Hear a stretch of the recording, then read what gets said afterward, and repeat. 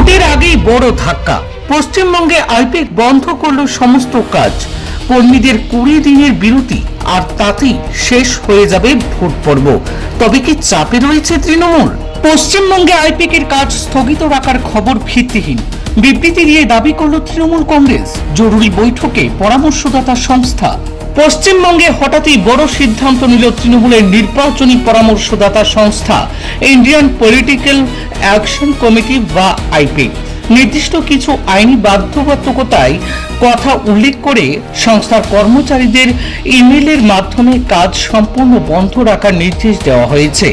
সংস্থার কর্তৃপক্ষ স্পষ্টভাবে জানিয়েছে, আইনি বাধ্যবাধকতার কারণেই এই মুহূর্তে পশ্চিমবঙ্গের সমস্ত কার্যক্রম স্থগিত রাখার সিদ্ধান্ত নেওয়া হয়েছে। শুধু তাই নয়, কর্মচারীদের 20 দিনের জন্য সাময়িক ছুটিতে পাঠানো হচ্ছে বলেও জানানো হয়েছে।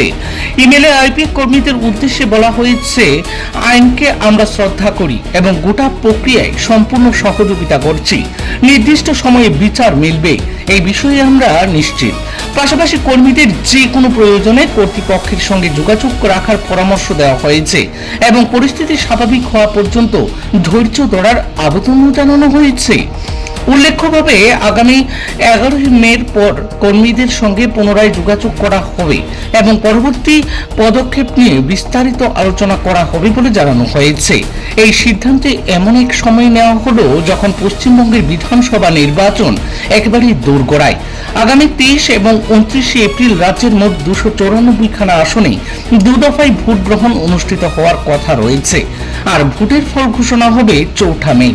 ফলে আইপ্যাক যে 20 দিনের বিরতির কথা ঘোষণা করেছে তা শেষ হতে হতে কার্যত রাজ্যের পুরো ভোট পর্বই সম্পূর্ণ হয়ে যাবে এবং নতুন সরকার গঠনের প্রক্রিয়াও শুরু হয়ে যাবে।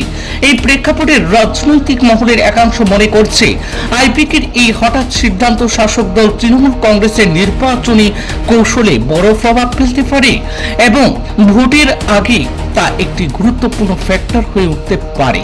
এদিকে পশ্চিমবঙ্গে আইপ্যাকের কাজ বন্ধ করে দেওয়ার খবর চাউর হতেই ভিত্তিহীন বলল তৃণমূল কংগ্রেস। দলের তরফে বিবৃতি দিয়ে দাবি করা হয়েছে, আইপ্যাক এখনো তৃণমূলের সঙ্গেই কাজ করছে। আইপ্যাক সূত্রে খবর, রবিবার বেলা 12টা নাগাদ থেকেই কর্তৃপক্ষ ভার্চুয়াল মাধ্যমে বিভিন্ন বিভাগের সঙ্গে বৈঠক করছেন।